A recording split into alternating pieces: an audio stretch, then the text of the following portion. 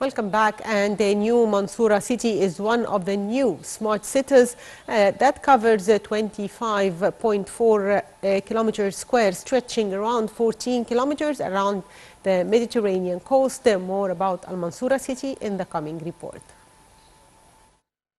New Mansoura City is one of the cities affiliated to the new Urban Communities Authorities, which was built according to a Republican decree in 2017 to be used to build a new urban community. The city represents one of the several ambitious urban development projects of the government, with the help of which the problem of the cognition of the existing cities to be solved. The development of the city costs around $3.7 billion. It covers 25.4 kilometers, stretching around 14 kilometers along the coast, and will have the capacity of housing 1.5 million people when completed. New Mansoura City is said to be home to more than 650,000 residents residing in approximately 165,000 residential units. Work has been completed in the new Mansoura city with a length of 15 kilometers directly on the Mediterranean coast, including residential neighborhoods, places of worship, medical care centers, commercial and service buildings, water treatment and desalination plants, and in addition to power transformers. The President gave directives to scrutinize all services that will be provided to the residents of the new Mansoura city and to carry out cultural coordination in a sustainable manner in line with the atmosphere in the area.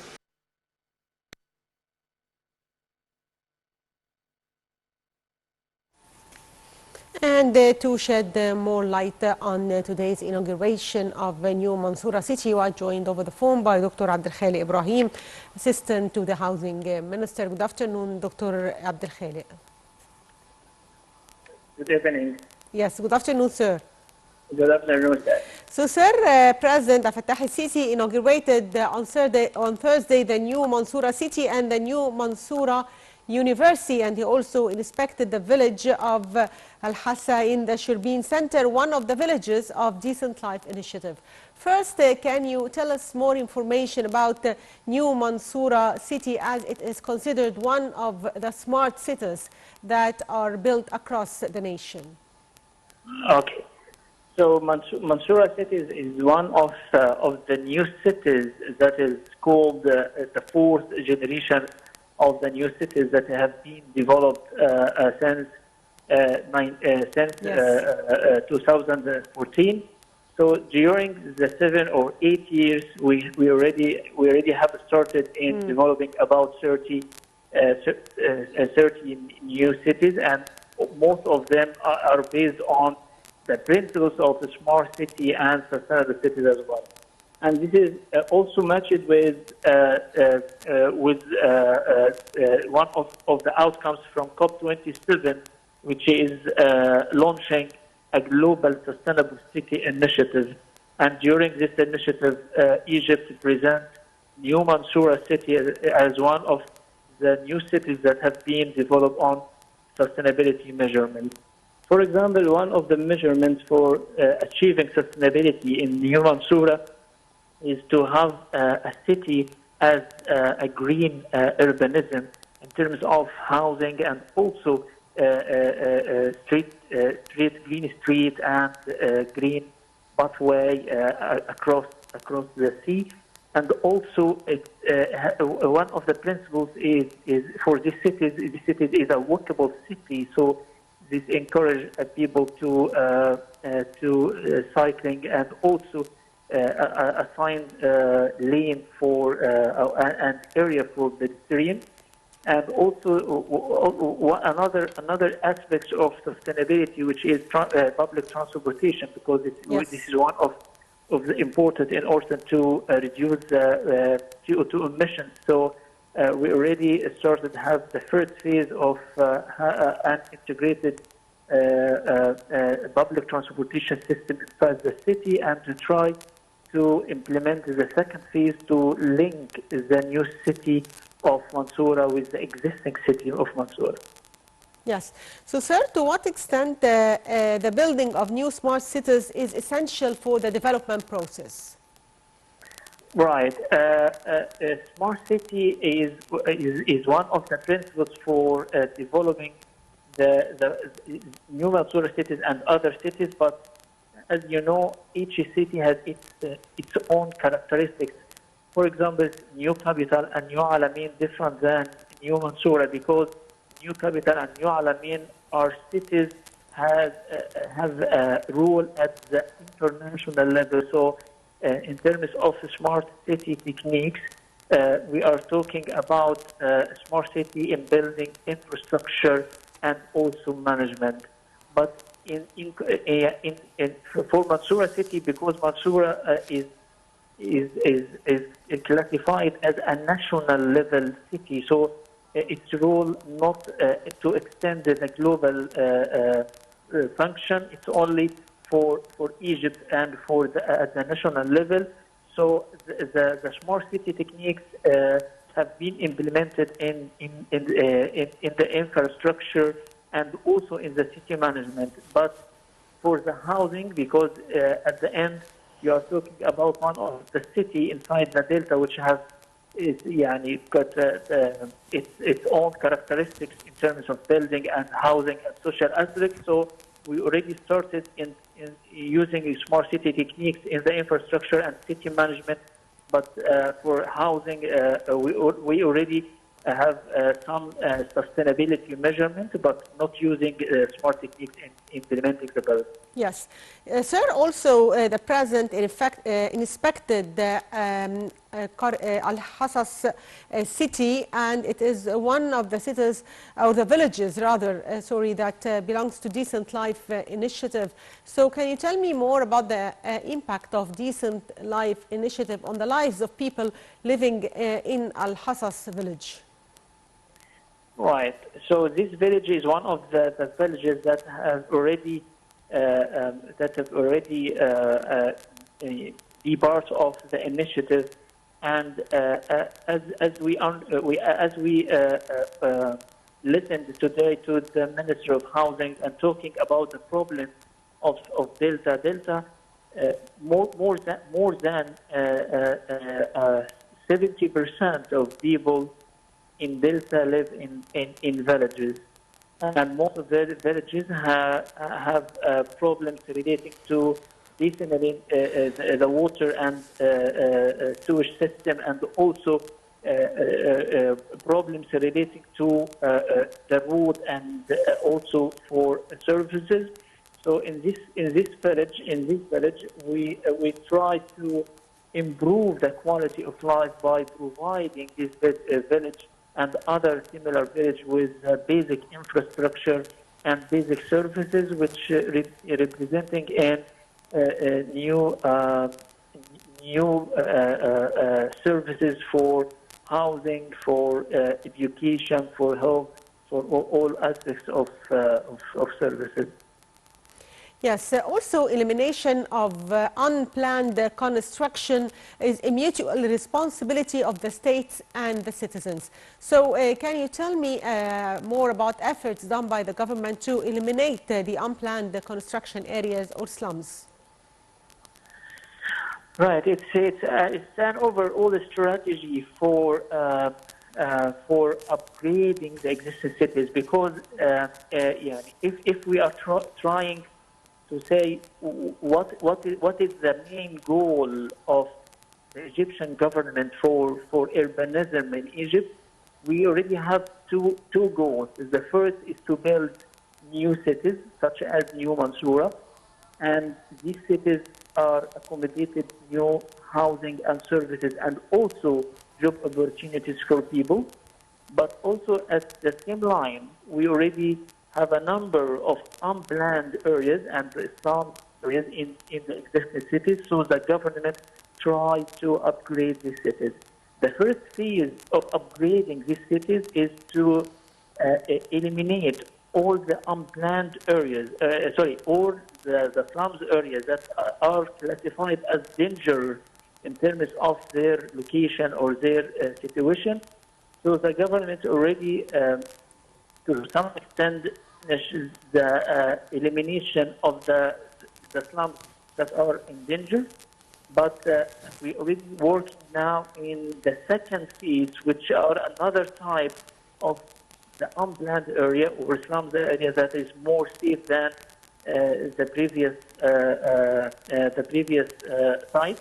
So now we already have a national project for upgrading the center of the big cities in Egypt.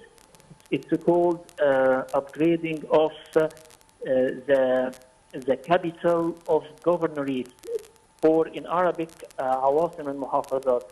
So this project is one of the important projects to upgrade the unplanned area. This including using the brownfield that is located in the existing cities in order to have new projects for housing, for services, and also sometimes for creating jobs. Yes, so sir, also tell us more about the role of the private sector in the field of real estate development projects and smart cities. How can the government engage the private sector to be part of this development process? Okay, private sector is one of the key stakeholders in implementing the projects that are currently developed in Egypt, and the involvement of the private sectors can be as a contractor for implementing the project and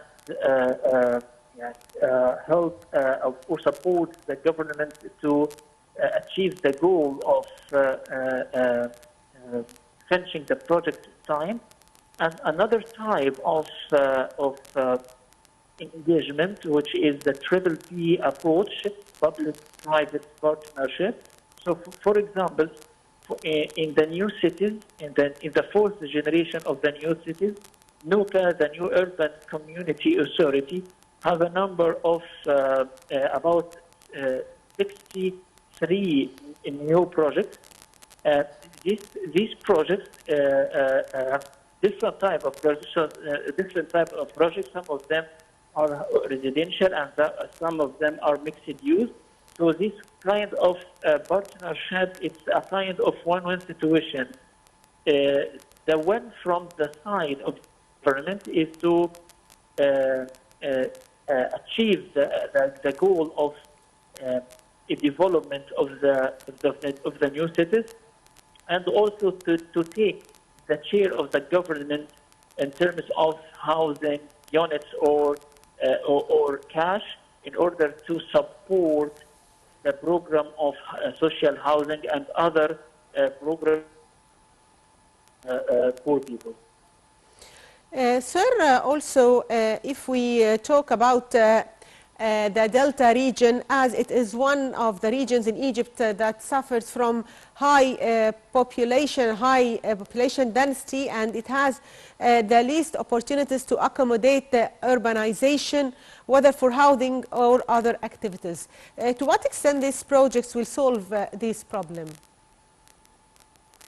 As you said, the Delta region is the second region that is accommodate high number of people. So the population density is high in Delta region, and the second issue that is makes this issue more complicated. There is no space for extension because most of cities are surrounded by agricultural land, and it's not logic to extend the urban or to extend the city on this valuable land. So the government try to use some of the available land on the coast, such as New Mansoura and New Rashid, to accommodate new housing and services, because there is no space for example, if we are looking for services which are classified as regional services, such as universities, there is no space or room for accommodate these services in the existing cities.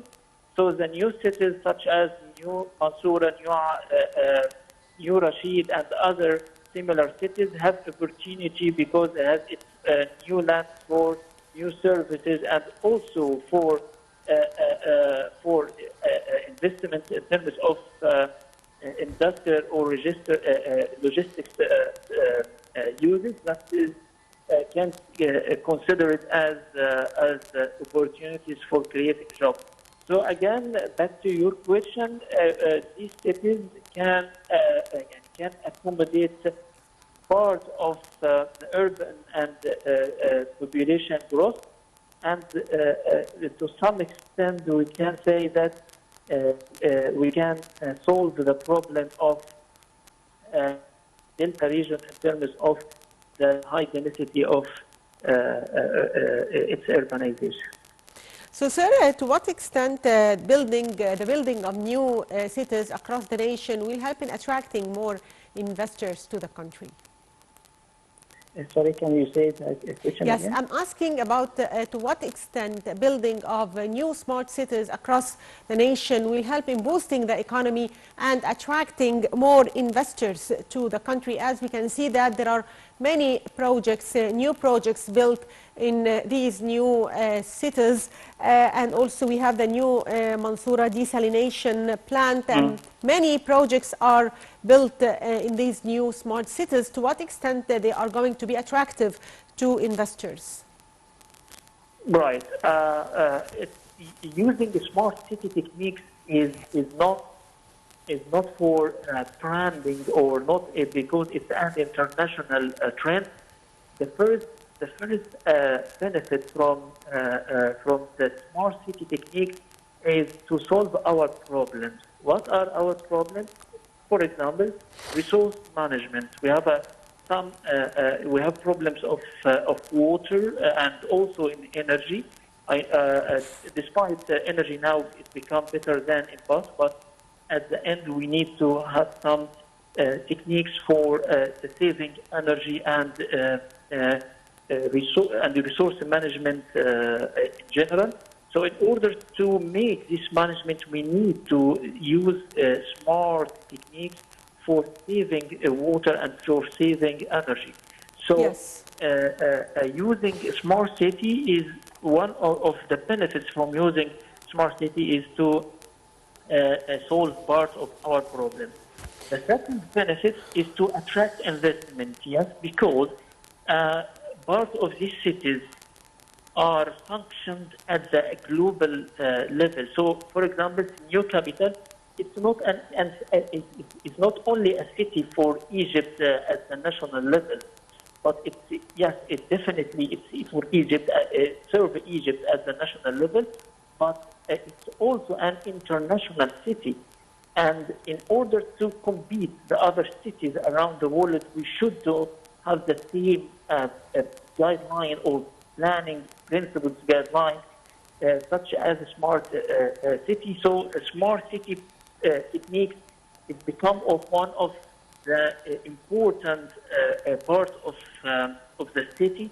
And in order to have a success city such as New Capital and New Alamein, we should have been developed on smart city techniques. And as I said in the beginning of our conversation, it's different from city to city because Mansoura is different than New Capital and Aswan. New Aswan is different than Mansoura and so on. So using smart city level different from city to city according to its function and its vision. Yes, sir. Also, if we talk about the government's plan to protect Egyptian beaches and coasts and the inhabitants of Delta area, as the country is carrying out a specific project to protect these beaches. So, can you tell us more about this project? Right. Really, we have a national project at the national level. It's called Integrated Coastal Zone Management, or ICZM. And one of the outcomes from the Integrated Coastal Zone Management is to have a protection for some area along the sea in order to prevent this area from sea level rise. And because New Mansoura is part of these areas, so the techniques is to have a defense for the city by creating a corniche or a pathway that is higher than the sea level rise by 2 to 3 meters, and this can be considered as an artificial line to prevent the city from the increasing of sea level rise. And this is kind of a resilient cities, how to make our city to resilient for the future risks or the future changes in terms of climate, or one of them is the sea level rise. Another point which is relating to the resilient city and how to prevent cities from the effect of the climate. In the planning of the street, we have a pattern of street network to have an evacuation plan in case we have an increase in the sea level rise. So these streets are in this case are be considered as a bus for water to outside the city. So also the planning and the pattern of planning the streets are oriented to be prevent the city from any future risks.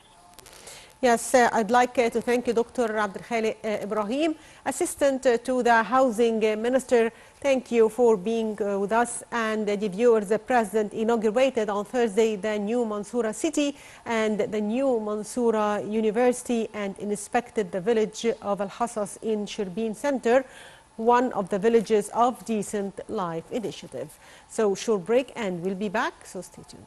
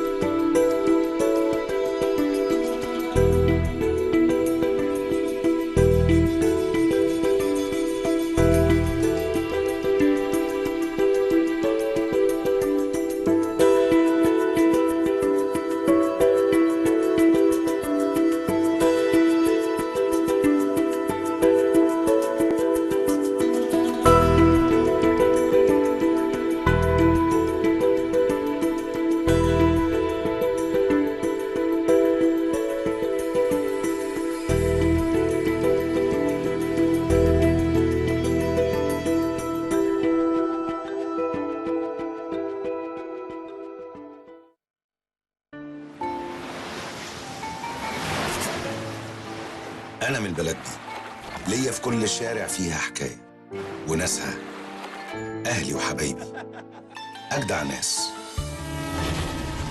حموا مصر زمان من الاحتلال، ودافعوا عن ترابها بأرواحهم، وانتصروا. علشان كده سموها المنصورة، عروس الدلتا. وعلى قد ما الماضي كان